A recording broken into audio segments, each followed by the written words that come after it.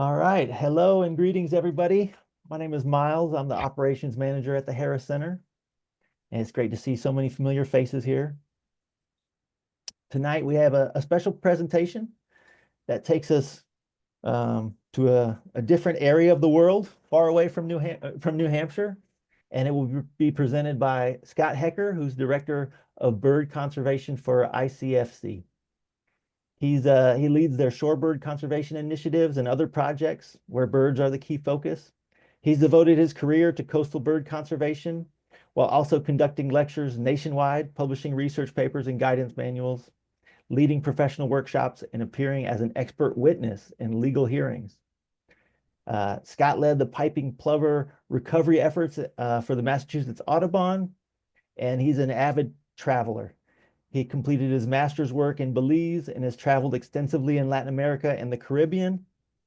And Scott works with Patricia Gonzalez in managing and developing the ICFC's shorebird conservation efforts. With that, Scott, take it away. All right. Hello, everybody. Wherever you are, I know that there's friends of mine from different parts of the world that are viewing this. I think you're seeing on your screen a world map. As Miles said, I work for the International Conservation Fund of Canada, and I also help with the American version, which is called International Conservation Fund, based in Boston. And both organizations are supporting the work of the Kayapo in the Amazon. The ICF US was founded in 2019 with Molly Bartlett and I, and we have a board now there of about 9. I thought this was sort of cute, the little engine that could, because it has animals and things, but ICFC has full paid, well, actually a little more than 7 full-time staff, over 50 projects in 37 countries. Approximately 43.5 million acres have been protected or are being protected. And over 50 million US has been spent since 2007 protecting nature for certainly over 500 threatened species. ICFC and ICF both have very, very low overhead, which is really important to point out to supporters. Actually, only 6% of the entire budget is devoted to expenses in the admin sector. All the rest is programs in the field, and donors cover the admin, so 100% of gifts go to the field work. My career started actually when I was a teenager. I was very involved in nature protection in Cleveland, Ohio. I was a wildlife artist. And the Cuyahoga River, which was only a half-hour away from me, caught on fire, and I was in biology class at the time, and I became an environmentalist at a young age, focusing on photography and trying to promote advocacy. My first real job, you might say, was with Massachusetts Audubon Society's Coastal Waterbird Program, which actually I founded the Coastal Waterbird Program, where I spent 20 years on the coast of Massachusetts protecting plovers and terns. The populations of plovers almost skyrocketed. I mean, once we put into place the protections we did, we were working on 90-something beaches, and with others not associated with the Coastal Waterbird Program, but our partners, we really did save a species that was highly endangered. When I was working there was 126 pairs of piping plovers in Massachusetts. And in last year or so, the recent years, it's been 1,250 pairs, and the program's still going very well. I was generally interested in the migration of birds to the tropics. And so my master's degree was focused on protecting land in Belize, which that also was a wonderful part of my life. These days, roughly 500,000 acres of Northwest Belize is a private reserve, and I was involved in that from the beginning. And I continued my career now at ICFC, where I lead the Shorebird Initiative, as well as anything to do with birds and their wintering areas anywhere in the world that we work. Here's some reasons why ICFC works in the tropics. As you can see, the high concentrations in the Americas of the numbers of species of birds, mammals, amphibians, species with small ranges, and threatened species are all in tropical areas of the Americas. We like to think that we're trying to take the big view of half of the Earth, or nature needs half, to save biodiversity on the planet. And so we try to think at landscape level when we're doing our work. As we all know, the climate crisis is now becoming severe. And when you see a picture like this, I'm sure you think of LA right away. 40,000 acres have been burning in LA. And but to give you some context, I'll show some images in a minute of how much burning is going on in the Amazon. So you see here how large the Amazon basin is, but here's what's been happening to it. It's shrinking. In 2001, didn't look too bad. In 2023, things are looking terrible. All that red and magenta color is showing what's been lost. The area that I want to talk about today is called the Xingu Basin, where the Kayapo live. The river itself is the fourth largest tributary in the Amazon, 1,500 miles or so. You can see how large it is. The actual Xingu Basin is the size of France. So ICFC was really one of the first organizations to work with the Kayapo. We have a star amongst us on our staff, Barbara Zimmerman. She's been working with the Kayapo since the 1980s, but then she worked for Conservation International for at least, I think, 10 years. But she began with ICFC too, back in 2009, I believe. So we're trying to help this particular indigenous group save a very, very large area of the Amazon, with them playing a lead role, you might say. Last fall, Barb was awarded the Order of Canada as a officer of the Order of Canada, which is one of the highest awards that you can receive in Canada. She sort of was embarrassed about getting an award like that. And she said that the Brazilian team are the real heroes for our continuing success. They're 100% committed and dedicated, brave individuals who are so lucky to have, we're so lucky to have them on board. The Kayapo have a long history of being warriors, and this suits the success of the program very well. Since the beginning, they've been fighting for their territories, and bad things have happened, like the creation of a large dam on the Xingu River, in fact, that they successfully stopped the first time, but dams are still going in. So there are roughly 12,000 Kayapo in 50 villages, an area the size of Virginia. Travel to the villages is not easy. There's a couple of dirt airstrips in some places, but it's mainly by rivers. And this is very important. But if you look at the little map on the upper left there, you can see yellow dots. That's where the Kayapo villages are located. The red boundary is what they're trying to protect, which is their official territory. Let's see. This picture down below shows what a typical Kayapo village might look like from the air. Usually it's a circular village, and there's a warrior hut right in the center.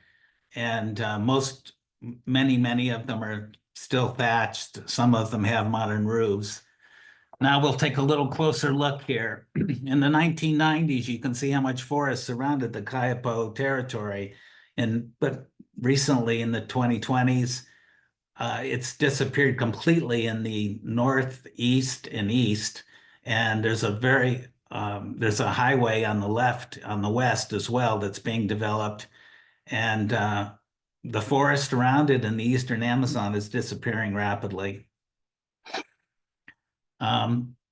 These images show two things. But the main thing to see is where on the left you see the red, that's deforestation. And on the right, that map shows you actual fires too, all the different fires from a recent year. So between just last year, January to October, 37 million acres of Brazil's Amazon burned. I mean, that's the size of Iowa. That's in 1 year. Last year was the worst year on record. What ICFC is focused on is putting guard towers on the rivers to try to prevent anyone with bad intentions from coming in. Gold miners, loggers, cattle ranchers, lots of illegal cartel-like operations, very dangerous. So the guards are working, 24/7 at each guard post. And they're a little difficult to see maybe on this, but those the green little indicators are where the guard posts are. There's one at the Xingu River at the top. So last year I went on the Kayapo field course. I'd never been to the Kayapo. It wasn't one of my specific projects at ICFC. And I really wanted to go, and had an opportunity to do that. And this program is offered every year. This year there's one in July. It's roughly $4,500. I encourage you to look up the information on that, which you can find on kayapo.org under the field course. The idea, though, of the field course is to have people come learn about the Kayapo, their way of life, of course, the natural history of the region, and to exchange and experiences with the Kayapo. We can help them use their trail cameras and drones and all those other things that they need to protect themselves. And of course, we can learn a tremendous amount from them. And they really enjoy having us come. It was just a wonderful thing to do. Here's a map that shows the location again. It's called the Xingu River, and you can see it's in the far eastern Amazon. Here's just I have a book that happened to have this map in it, so I photographed it. The famous Belo Monte Dam shows where that is on the lower river where it runs into the Amazon. And then this town, San Felix de Xingu, that's sort of like the place you get to by vehicle to then get into the Kayapo territory. So I flew down from Tampa and went on Azul Airlines, which is one of I think, Brazil's biggest airlines. 10-hour flight, landed in Belém, spent a few hours there, then went on to Marabá and arrived that city is on a river not too far away from there. But this shows you the actual, distances and locations. Belém, Marabá. From Marabá, you take a bus for 10 hours to San Felix to Xingu, and then from there it's a 6-hour boat trip on the river. When I saw this from the plane, I started to feel like I'm getting to the Amazon. I mean, flying over the Amazon takes at least 2 hours by plane. I mean, you see nothing but the Amazon for 2 hours. This is our group. We met at the bus station. to go on that one distance from Maraba to Xingu. And the rainforest that used to be there is completely gone. I mean, there is nothing left. That bus ride is 8 to 10 hours of nothing but cattle. This just, I thought, was a funny picture. We stopped for gas and there was a Caterpillar bulldozer with a cat under the word cat. The towns are typical frontier towns, and everything about those towns is nothing but clearing the rainforest. That's all they are doing there. They're just clearing forest, mainly for cattle.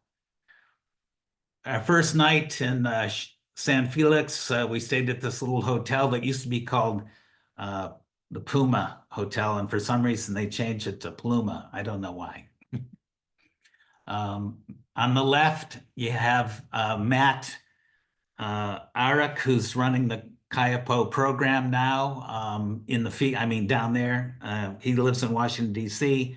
Barb is still the director of the Kayapo program. And then these other people are participants.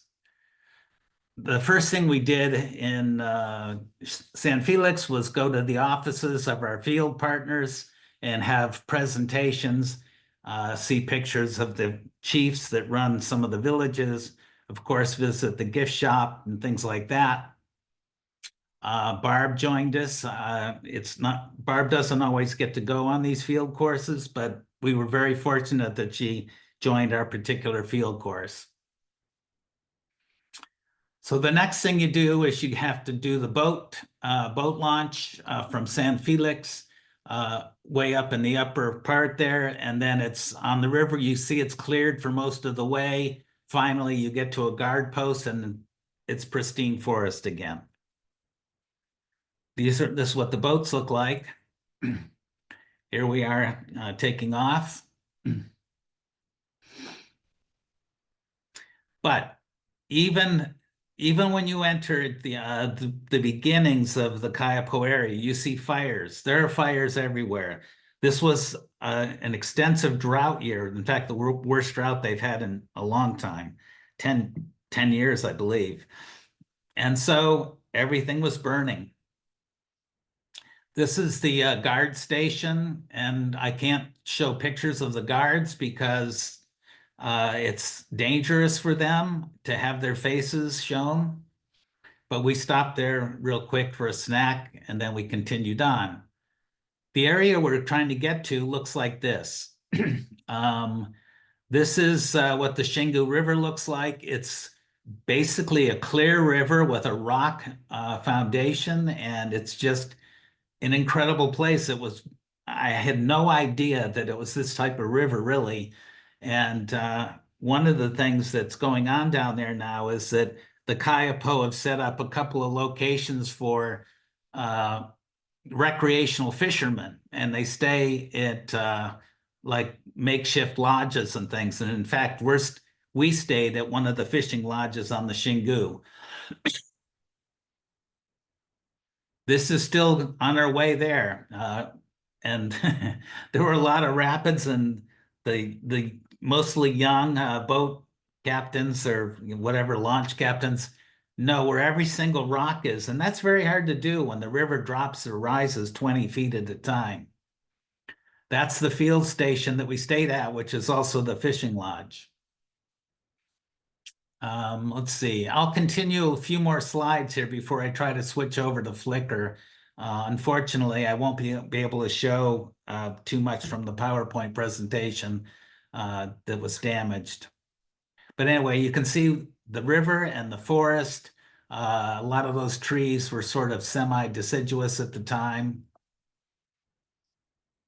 That's what the field station looks like. Inside, the building's very nice. And the first thing you do is meet the Kayapo, and some of them are here. And everybody has to tell a little story about why they're there, including them and what they do. It's a wonderful place to be. I was there for 2 weeks, and you can see that sometimes we were really tired doing all the things we were doing. There's someone who is truly passed out on the couch. Every morning there was a beautiful sunrise. I mean, I can say that you just don't get tired of a beautiful sunrise. It was just incredible. Here we have one of our people fishing off the rock, and then a group of people bathing. Our group, I mean. And in the village, there's, where the Kayapo live, which is very close by. And then these things are government, Brazilian government. So you have the woman on the upper left, she's the school teacher, and she's there for months at a time. And then the woman on the right, she's not in this village, but another village that has an airstrip is where she is, and she's the pharmacist for the entire region. So I'm gonna switch away, I think, from the PowerPoint. I guess I'll flip through a few slides, but you'll see it's a mess because this version was a draft version that, didn't work out. So I'm sorry about all the problems here, but let me just say a few words. So this is Kayapo people love pets, and this is just the sampling of all the pets that they had. Let's see what I got here. Seeds, unbelievable, the seeds. Seeds everywhere coming from the trees and things. Biodiversity is just beyond your imagination. I mean, I think someone said that there's more, there's more biodiversity of plants in a 50-kilometer area than there is in all of North America. This slide is kind of interesting. It shows on the top the origin, one of the origin plants of cacao. That's the native wild cacao on the top, and then that's the farmed and cultivated one below. We visited the partners in their offices in San Felix, and so we have about 5 indigenous partners for the Kayapo project. There were presentations. They have their own Brazil nuts, which are, of course, wonderful, but it supports the Kayapo.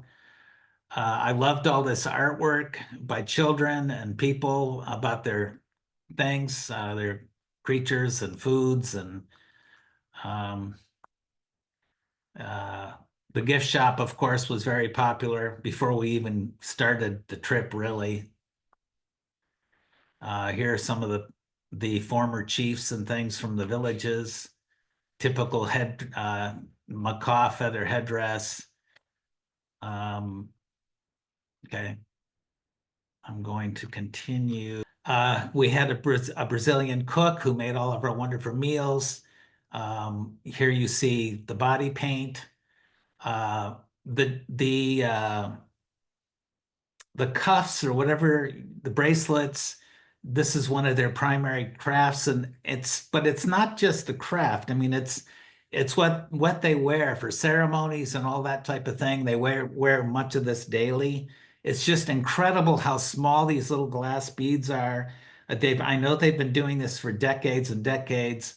I don't know the exact answer on where they get the beads, except that they get them somewhere in Brazil, but I think that originally they were Bavarian glass or something. So let me continue. Again, what you're seeing are just photos from the trip.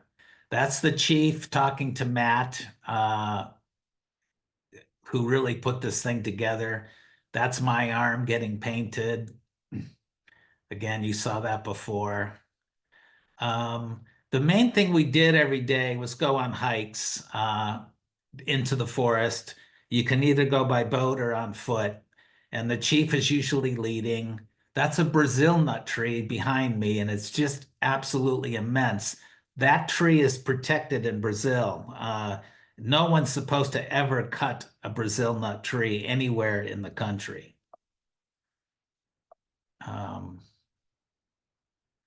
Okay, I don't want the video. Brazil nut tree.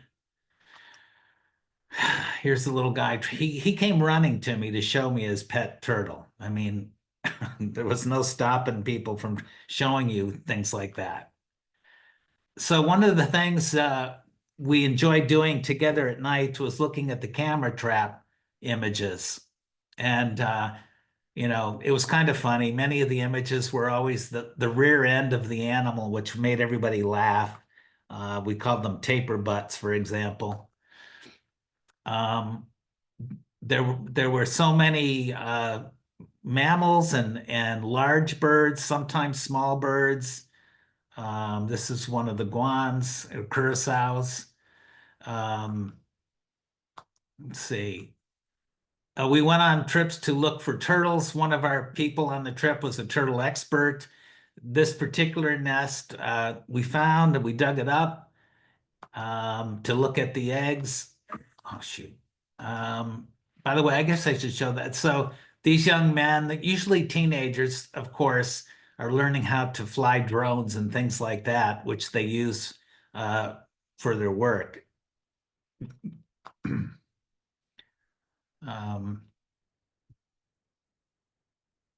Let's see. I found the nest of this particular tern when I was there on the sandbar. There were so many butterflies and birds at all times, many species of macaws. Those are jaguar tracks. They're not that easy to see. This is a tern nest I found. It was funny because of all nests, I would find a tern nest. I used to be the tern warden for Mass Audubon. And the Kayapo woman who was with us, she dug up the turtle eggs and ate them, but I didn't tell her where the tern nest was. Kayapo like to fish for mainly, that's one of their main foods. Um, and this picture I just happen to like, especially because they're all fishing and this one girl is blowing bubbles with a bar of soap. You can see this huge bubble she's blowing. She wasn't into fishing. That's a typical house in a Kayapo village.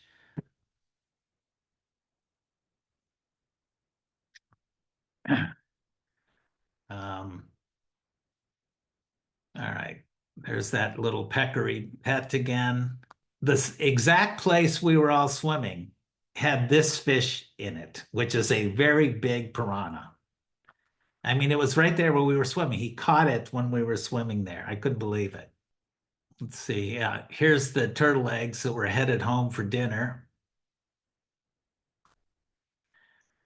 Oh, this is a look at the language we're seeing, right? This is Portuguese and the Kayapo language. Some of the Kayapo speak Portuguese, but they do not normally speak English. This little guy, I sort of felt sorry for because somebody nabbed him as a pet. They pulled him out of a tree and brought him home with them, and I'm not sure he was going to do very well. It's a trogon, which needs insect food. I did a watercolor painting of the bird, though, to commemorate its memory. I'll show you that in a minute, I think. This is the fruit that makes the red dye or actually red paint. It is unbelievable. The tiny, tiny seed inside there makes a huge amount of this red paint that they use. They received a whole box of these new shirts that they wear in the forest, and they were just thrilled. I mean, everybody got these shirts, and I have a picture somewhere, I'm not sure it's in this particular album, that shows them all in the forest wearing the shirts, and they blend in completely. I mean, they literally looked invisible in the forest with these shirts on, except for that on the back, of course.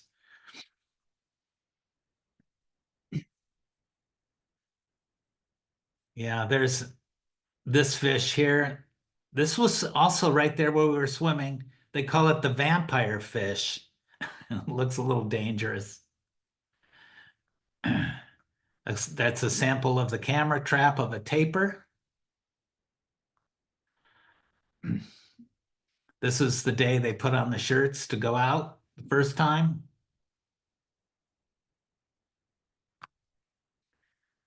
Um,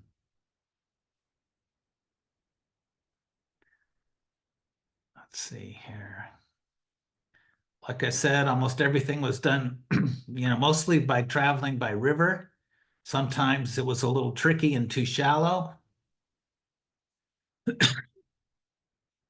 These are the tracks of a tapir, which everybody says, they look like dinosaur tracks. Um, but anyway, tapirs are abundant.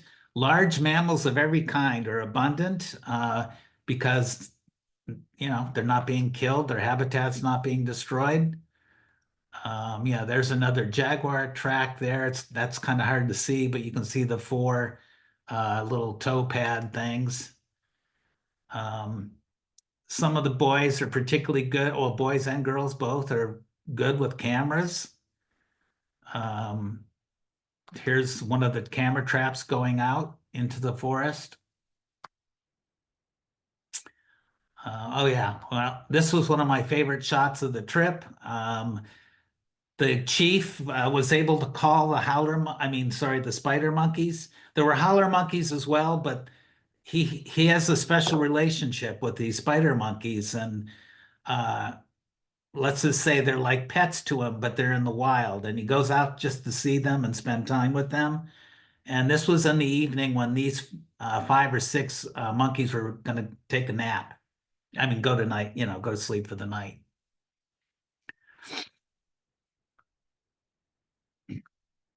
Um, I haven't said much about birds. This is one of the common birds. This is a yellow-billed cardinal, absolutely stunning. There's another one with a red crest as well. I'd worked on the bird list, and the bird list for the Kayapo area is 435 species of birds. That is incredible. People think, they see the rainforest, it's not even mountainous, doesn't look like there's a lot of habitat, but in fact, there's savanna and things like that as well. We visited the various habitats that are there. But I worked on the master list for them. They asked me to help them with it. And I only saw 100 and something, 125 or so species in the 12 days I was there. But the list is 435 species, and it includes camera trap things as well, which were hard to, find. Well, anyway, when we left, we went out the same way we came. And you can I want to show this picture here. The entire trip, when we got near the border of the Kayapo, was so smoky you could barely breathe. I mean, this was in August 15th or so, and by then everything outside the Kayapo area was on fire, and it was just incredible. I mean, think about that. It's, you know, LA fire, is huge. It's 40,000 acres. The fires in that region, in the Amazon that year were 40 million acres. So that sounds like an amazing adventure. If we were interested in doing that, how would we go about it? Yes. Okay. Let me say a few words then. So, a couple things to say briefly and wrap up. Um, I want to do a pitch for support, of course, for the Kayapo. ICFC and ICF both have websites where you can support the Kayapo project. One of the most important things is to help support the guard posts, which cost about 100,000 a year to run each guard post. We have 15 guard posts. We're trying to do 16 as soon as possible. It's been difficult to hold the line, and it's pretty sad with the pressure that's going on there. But if you go to kayapo.org, that website, you can see the information about the field course. I know it's in July this year. You have to apply. It's not like just for everybody to go on a tour or something like that. You should suggest why you would like to go, what benefit it is to you, how you might benefit the Kayapo by being there. It's a fairly selective process, and they take roughly 10 people. And I do know that the cost is about $4,400 or $4,500 to fly. I mean, once you land in Belém, and then from there on, you're covered. Can I answer any questions from the chat? Well, Are we Matthew has been doing a great job of answering a lot of these questions. He's been very active in the chat, so thank you, Matthew. Thank Um, you, Matthew. there was a question about the fires and how are they being set? You talked about people Yeah, wanting to create, I guess, more cattle land, but are they all intentional or some accidental? People are curious about how there are I that don't many think, fires. yeah. I accidental, yes, of course, there's a few that are accidental, but by and large, the Kayapo territory is getting to be mostly surrounded by cattle ranching, and burning the plants or the fields, helps provide new growth, green growth and things like that, and controls a lot of woody vegetation. So that's why they do it. Um, but the other reason they do it, which is the bigger one of concern, is that they uh, destroy the forest first. Cut down the forest, let it dry for some period of time, whether it's 6 months or a year, I don't know, and then they burn it. So it's actually the burning of a huge amount of fuel that used to be rainforest. And it's the first step going from rainforest to clearing land for whatever purpose, might be. Gotcha. Sounds pretty dire. Um, Fabian was asking about, I think, the political situation in Brazil and asking how you've been working with the Brazilian government to counteract the advance of the fire and the agriculture on the periphery of these protected areas. Is there any joint work with the ICFC on the issues for this in 2025? First of all, when when Lula was elected president and replaced Bolsonaro, a consortium of American and Canadian funders did provide a lot of funds to Lula's government to try to help pick up conservation in the Amazon in general in Brazil. And that was a huge boost to Lula to do that. And he himself is, concerned and doing good things for the indigenous people. If Bolsonaro had won another term, it would have been a disaster for the Kayapo and all indigenous people in Brazil. Um, so that's one thing that's worth saying. Um, and now, yes, as we go forward into the upcoming year and future years, we're always trying to work with government agencies. They play a vital role. For example, when the Kayapo know that they're intruders, let's say, cutting trees or gold mining, the Brazilian government will come in with helicopters and put an end to the situation immediately when they're told about it. But that did not happen when Bolsonaro was president. Right. It sounds like things are looking up politically with this new group, new president. Um, a couple more questions on a lighter note. The relationship with the spider monkeys, were they feeding them? How did that No, no, no, relationship no, develop? no. I think they look at them as neighbors and friends. Uh, they're right out there somewhere, like on a ridge. It was difficult to get to them. I mean, it wasn't easy. Let's put it that way. There was no trail, for example. If you catch the drift, you wouldn't want to do it yourself without somebody leading you. But there's also lots of howler monkeys as well. But I think there must be some connection to the spider monkeys where they interact a little more or something like that when you're there with them. Um, sometimes when humans are near spider monkeys in the wild, they throw sticks and pee on the people below, and they do things like that.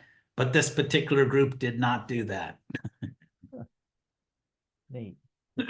Different animal relationships with culturally there, it sounds like. Um, Scott was asking about any specific endemic species that you could highlight, maybe some highlights from your trip that any encounters you had. I know we saw some very cool photos, but maybe you want to tell a story about encountering some. Well, the endemic species, it's a unusual kind of habitat. Uh, Even though to us, rainforest, lowlands like this may look the same, kind of. Over time, there have been many endemics that have, meaning from a very, very small area, a species of bird or a frog or things like that. It's easy to imagine how some species of frog or something might be at the top of a mountain in the tropics because it got cut off from other mountains that way. But there are many species, even in the lowland rainforest, that are endemic to certain spots. And I can give you one example.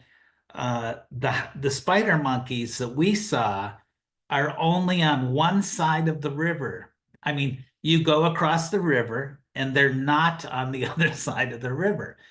Wherever there are any kind of natural barriers, um, but like elevation, rivers, etc., you can have this possibility of endemism. So um, I was surprised that this is the white-chinned howler, I think. I mean, sorry, not howler, spider monkey. But you're in a place where there's thousands and thousands of species of everything, so it's kind of hard to take it in and sum it up, right? Yeah. So we're winding down on time here. I think either Sandy or Mead asked a pretty big question here, but maybe you just want to touch on it. Yeah. They wondered if you could talk about the diversity of birds and mammals in terms of the importance for spreading seeds of plants that make the rainforest so important for sequestering carbon and Mhm. mitigating climate change. So talk about a big question. I can try. I mean, so the hyacinth macaw was the biggest macaw there, and they were very, very common. You can look up on, the internet. I forget exactly which site, but the this huge blue macaw does the seed dispersal uh, for trees that are important to them. And so they're spreading the seeds that they need to be trees. And they literally fly, distances with those palm nuts and drop them. And so when you think of seed dispersal, you often think that it's what comes out the back end of the animal or the bird, and fertilized in a little pile of, scat.